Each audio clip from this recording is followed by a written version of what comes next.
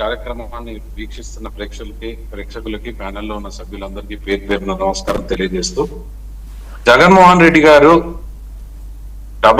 Double game ఏదైతే ఉందో, ఇందాక మీరు చెప్పినట్టు ఇది ఇప్పటి నుంచి కాదు, గతంలో కూడా చూసుకుంటే జగన్మోహన్ రెడ్డి గారు ఎప్పుడు చేసేది ఇది.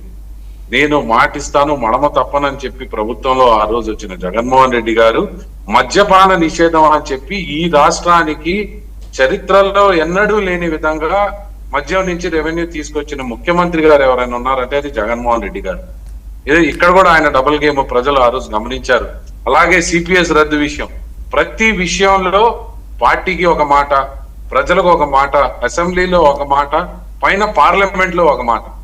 గతంలో కూడా ఒకసారి చూసుకుంటే ఎన్ఆర్సీసీఏ విషయంలో కూడా ఇక్కడ మేము మీటింగ్స్ లోకి వచ్చి మేము దీనికి వ్యతిరేకం అని చెప్పి ఆయనకున్న ఎంపీలందరూ అక్కడికి పోయి పార్లమెంట్ లో డైరెక్ట్ గా దానికి మద్దతుగా ఓటేశారు.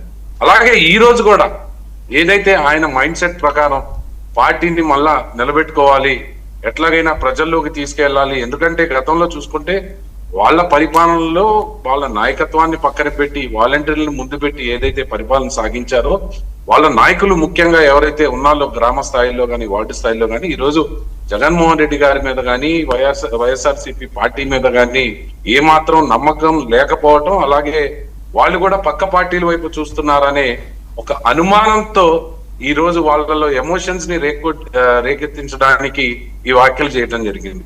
సరే, వ్యాఖ్యలు చేశారు, దానికి కట్టుబడి ఉన్నారా అంటే అది కాదు.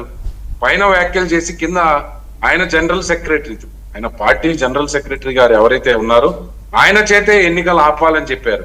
సరే, ఇక్కడ డబల్ గేమ్ ఉందా అంటే ముందుకెళ్ళి చూస్తే అసలు ఎస్ఐఆర్ మొదలైనప్పుడు ఎస్ఐఆర్ నే తప్పుపట్టిన పార్టీ వైఎస్ఆర్సీపీ పార్టీ, కానీ ఇప్పుడు ఎస్ఐఆర్ కంప్లీట్ చేసి మళ్ళీ ఎన్నికలు చేయాలని చెప్తా ఉన్నారు. కానీ ప్రజలు ఈ రోజు మీకు కూడా నేను అభ్యర్థిస్తుంది ఏంటంటే, గతంలో జగన్మోహన్ రెడ్డి గారి ప్రభుత్వం ఉన్నప్పుడు అసలు ఎన్నికలు ఎట్లా జరిపారు. సరే, వార్డు స్థాయిలో చిన్న చిత్కా గొడవలు ఉంటాయి కానీ ఎవరైతే అబ్జర్వర్లు ఉన్నారో వాళ్ళు బోండా ఉమా గారు కానీ వీళ్ళందరూ వెళ్తే డైరెక్ట్ వాళ్ళ మీద అటాక్ చేయడం జరిగింది ఎన్నికల గురించి.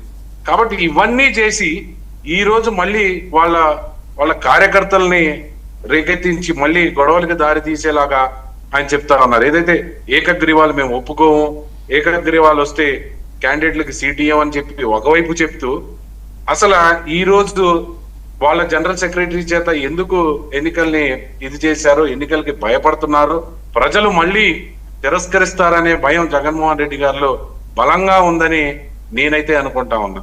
అలాగే ఒకసారి చూసుకుంటే జగన్మోహన్ రెడ్డి గారి గత 2 ఏళ్ల పొలిటికల్ ప్రస్థానం కూడా చూస్తే ఎక్కడ ప్రజల్లోకి వెళ్ళిన ఇది లేదు, కార్యకర్తలతో మాట్లాడింది లేదు. అంతా ఎవరైతే మన చుట్టుపక్కల కాదండి. పులివెందుల ఫోకస్ ఏంటి? పులివెందుల ఫోకస్ ఏంటి? వర్కౌట్ అవుతుందా? పులివెందుల మీద కొత్త ఫోకస్ ఏమైంది సార్? పులివెందుల్లో వాటర్ గ్రిడ్ జగన్మోహన్ రెడ్డి గారు జల్ జీవన్ మిషన్ లో స్టార్ట్ చేశారు. State government contributions Jaganmohan Reddy గారు ఆయన ప్రభుత్వం నడిపిన అన్ని రోజులు ప్రతి వ్యవస్థని నిర్వీర్యం చేశారు. స్టేట్ గవర్నమెంట్ కాంట్రిబ్యూషన్ ఇకపోవటం కాబట్టి ఆయన దిగే స్థానానికి 3 సంవత్సరాల్లో 33% ఎంతో అక్కడున్న కలెక్టర్ గారు ఇచ్చిన రిపోర్ట్ ప్రకారం 2024 ఆయన దిగే ముందు 33% అయింది. కాబట్టి పులివెందులు ఏమి పాకిస్తాన్ లో లేదు కదా సార్, ఆంధ్ర రాష్ట్రంలో ఉంది.